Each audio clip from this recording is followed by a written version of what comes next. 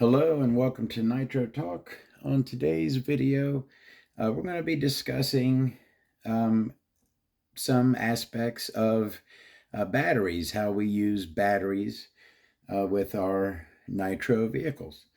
How are y'all doing today? Please like and subscribe if you are into anything that relates to the Nitro side of the RC hobby. All right, so there's a lot of batteries, even if you are straight up Nitro, refuse to own an electric vehicle. There are still plenty of batteries that we have to deal with when running our Nitro vehicles. We have AA batteries in our transmitters or LiPo packs sometime in a transmitter. We have a lot of times hump packs that operate our vehicles. Some of us are still using the old 4AA holder. You need to move past this. And if you are still using it, please wrap some tape around there to make sure that the batteries stay in place. We have LiPo batteries that we use for our starter boxes, right? There's lots of batteries that we deal with. And one thing I wanted to touch upon, this isn't really what this video is about, but kind of how this video came to be. I was setting up to make my starter box collection video. My video about my starter box collection. And I noticed that one of my starter boxes still had a gel cell, 12-volt gel cell battery in it. Had been sitting in there for a few years and had died because different batteries like to be stored in different ways. LiPo batteries like to be stored. There's actually a storage. There's a storage setting on most of your LiPo chargers that will put these to around 70% charge. That's how these like to be stored, LiPo batteries. Nickel metal and NiCad batteries like to be stored discharged. You get your most life out of those batteries if you store them with no juice in them. But your gel cell batteries do not like a full discharge at all. These should be stored charged. You should top these off when you go to store them. So, kind of, I'm looping around, okay, to get to where I'm going. But trust me, I'm going to get there. So, I'm getting my starter boxes together. I notice I got a dead gel cell, right? So that reminds me to go through and take a look at my other gel cell batteries. Go ahead and give them a top off. Now, here's a good point to pause and get in here and let's talk for a second about I personally have always been an experimenter. Even as a little kid, I can remember 5, 6 years old. I could remember one time I had a flashlight, a 2D cell, old school style flashlight that I had taped 2 more D cells to the outside and wired them into the other batteries to make the flashlight brighter. All right. Always been a tinkerer, you know what I mean? Where was I going with that? Okay, so as a tinkerer, I like to, come up with my own solutions to problems. All right. So one of the problems I was having was so on the night before, let's say, usually Sundays are my track days. So Saturday night, it's a mad dash to get everything ready for the next morning. And that includes charging a lot of batteries. I usually take 3 or 4 buggies with me. So there's a receiver pack in each of those. I always take, this is the gel cell that I keep in my pit bag. I use this, I normally run my starter box off of a 4-cell LiPo, but let's say for some reason, and this would never happen because I'm adamant about keeping my batteries charged, but I always have a backup for my backups. So let's say for some reason this is too low and I don't want to use it. I want to charge it first, but I want to go ahead and start my car. I got this gel cell here that I can hook up to my starter box and start my car. I can also use this. I have a battery charger, 12 volt DC battery charger that I plug in here, and I can pretty much charge any battery with that. All right. So, oh, and I just wanted to kind of show this thing. This is kind of cool. I made this. This is in a little extension to use. This is my battery checker. I'll check the, I'll open up the receiver box in my buggy and check the LiPo that's in there before I run for the day. But I don't like pulling the LiPo battery out of the box. And I also don't like cutting the hole in the box to have the battery lead sticking out. I don't like that either. So what I do is I open up the box, I leave the battery in there, I plug in this little extension to the balance lead on the receiver pack, and then so I got that extension that I can plug, because kind of if it's really short, it's kind of hard to get this thing plugged into it. So it's just a little extension that I can use to plug into my battery. I don't have to take the battery out of the receiver box. That's why I made that thing, and I actually use that thing a lot. All right, so I know this is kind of all over the place, but trust me, we're getting somewhere. I brought these out because we're talking about batteries, and I was actually, someone was discussing, they had bought a bunch of rechargeable AA's in the Facebook groups. We were talking about it. I bought these, I'd say right around 3 years ago. I love my rechargeable AA's. I had a bunch of Duracells. I still have a few of those Duracells. But Duracells were really expensive, and I was looking to buy a decent amount. I think I was getting like 24 AA's and like 8 or 16 AA's. So I was looking for a good deal, and I did a lot of research. And I found that these EBLs here were really highly rated and at a good price. So I ended up getting these. And 3 years later, I'm very pleased with my purchase because I just pulled out this pack. I have some that have been in constant use, and I didn't ever end up using all of them, but these were some. And I always cycle my batteries. Ones that your nickel metal batteries and your NiCad batteries, it's good to give them, even though you're storing them discharged. I once a year, and I keep my P-Touch, I got up a label on my battery tub with the date. It's coming up here in December, actually. Once a year, I will take all my nickel metal and NiCad batteries and give them a cycle. Fully charge them, fully discharge them, put them back in storage. But anyways, I had recently pulled these out and gave them a charge and was able to get like over 2,500 milliamps into these things. That is really good after 3 years. And they're nice and heavy. That's good. I hate a light rechargeable battery. You can tell it's garbage and doesn't have any capacity. These things are nice and heavy. But so anyways, I was very pleased with the EBLs. They've been good to me. All right, so here's where we're going. All right, we're almost there. I'm gonna do my starter box video, right? Checking out my starter boxes. I see that I have a dead gel cell battery, right?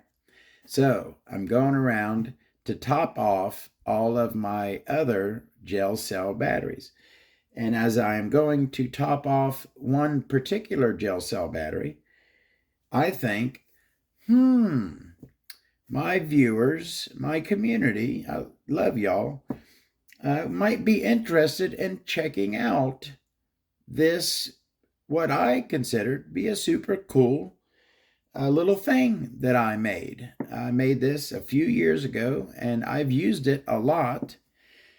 So I would like to show it to you. I'd like to y'all check it out. I think we're going to talk about power panels here in a second.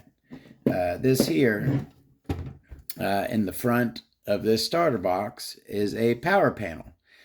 It essentially, you plug it into a 12-volt power source, and then you can then run 12-volt powered objects, devices, off of the panel here.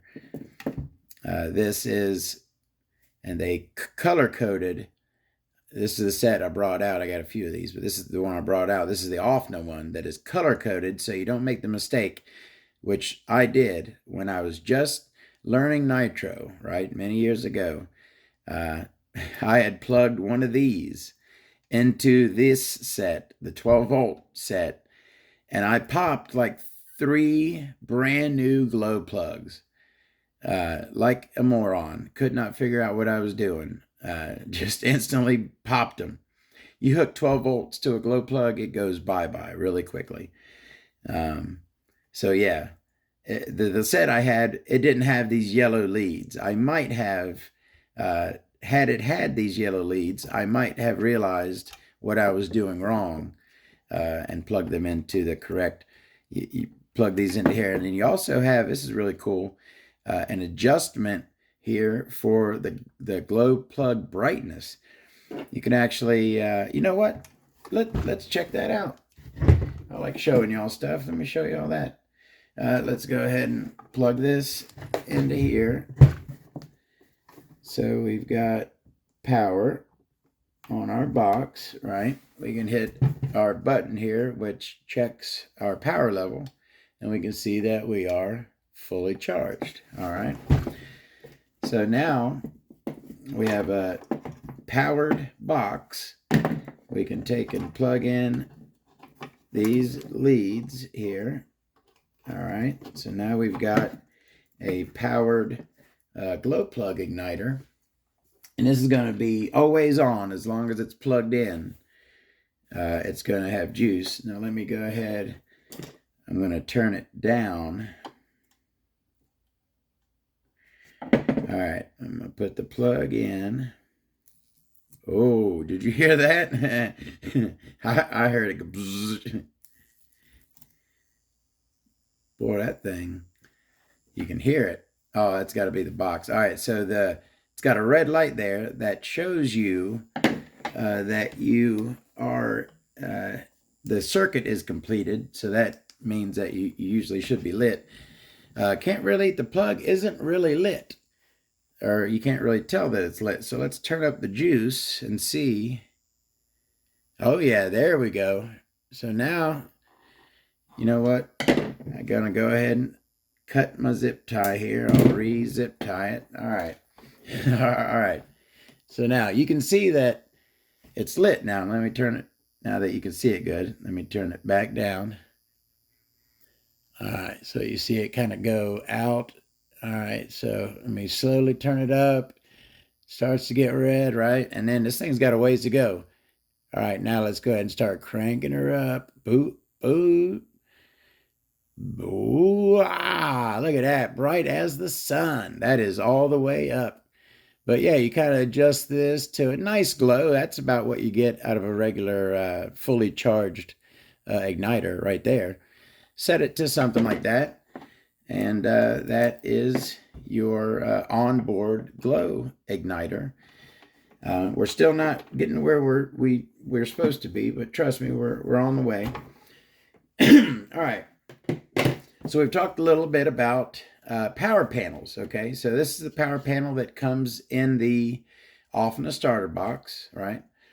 And there are other power panels that kind of like this one, they're meant to be mounted in something. Now, there's what's called a field box, which is what guys who run airplanes and helicopters use. All right, and it's kind of like a similar to my pit bag here, my Husky pit bag, but sometimes they're made out of wood, and they usually have a 12-volt gel cell battery in them and a power panel, because as a airplane helicopter guy, a lot of times you have to run a starter like that right there.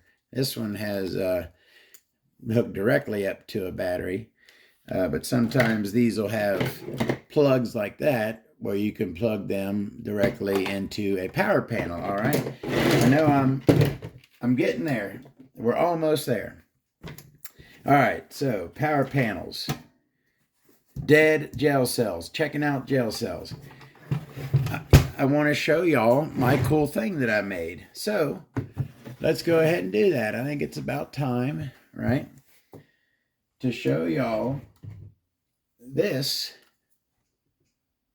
right here. And no, it is not a bomb. And I was thinking about when I post a picture of this on the Facebook groups for this video, I was thinking about making a joke, something like leave $100,000 in the trash can at the corner of 5th and Maple, or else the bridge is going to get it. You know what I mean? Something like that. But then I thought, nah, nowadays, best to leave those kind of jokes to other people. So, boom. What's my little thing here? So, I had noticed, I was kind of getting around to this, the nights before I go to run my vehicles, right? It's a mad dash to get a bunch of batteries charged. And I got 3 or 4 chargers, okay, hooked up. But can charge 2, 3 things at once. I like to charge a bunch at once, right? So I had run into that's the other thing I totally forgot. Glow igniters. Of course, you got to along with your AA's, your gel cell, your lipos, all your other batteries, you also got to charge your glow igniters. All right, that's another I forgot Nitro thing that we have to charge.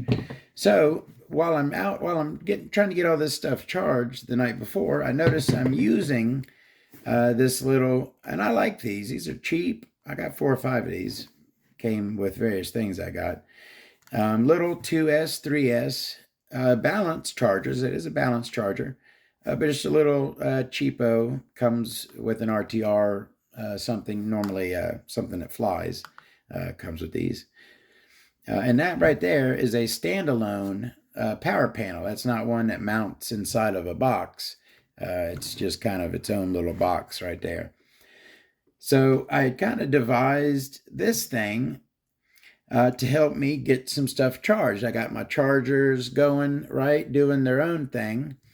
So I put this thing together. I can charge a glow igniter. All right, so yeah, let's go ahead and take a look at this power panel. Is a little bit different than the one in the off in the box there.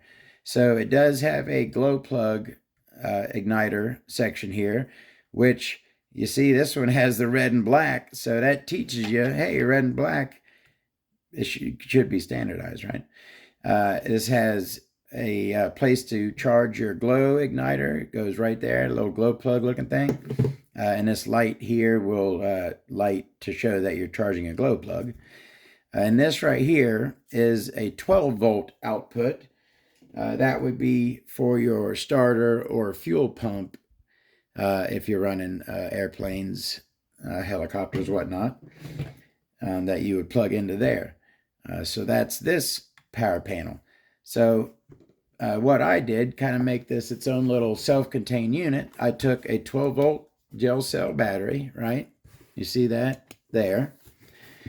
I took the power panel here, and I think I had originally made this without this little LiPo charger. I just kind of made it.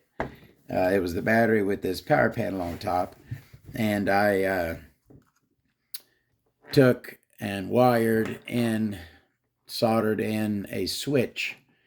You can see right there, so that because this power panel, if there wasn't a switch, it would be on constantly, right? So I wired in a little switch there so I could power it on.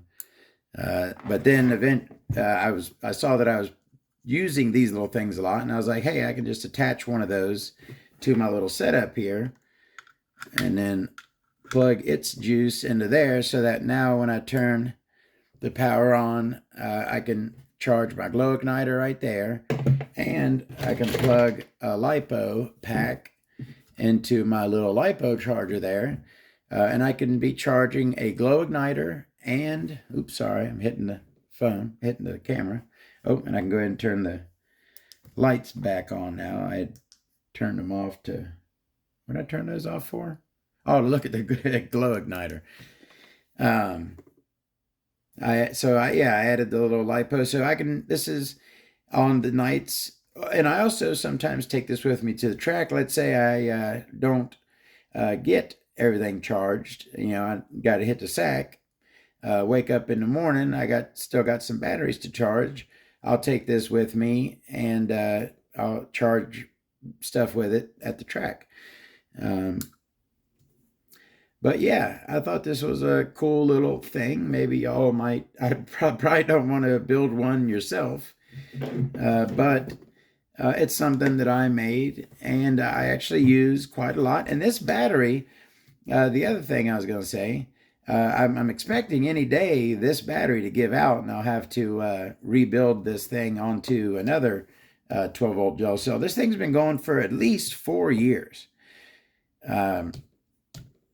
Maybe it's because this is kind of low draw. Starter boxes draw a lot of juice. So I find that I get maybe 2 years out of a gel cell in a starter box. They don't last very, very long. But this one has been going good for about 4 years. I just checked it. It's holding good voltage, and still holds good voltage at discharge. Check, make sure it's good. But yeah, that's my little Todd power pack thing that I can charge a glow igniter and a LiPo pack with at the same time while I'm running my plug-in charger, charging my starter box LiPo or my other glow igniter. I always got to have 2 or 3 glow igniters charged. So anyways, I hope y'all like my little thingy that I made there. Hope you enjoy watching, and we'll see you in the next video. Have a good one.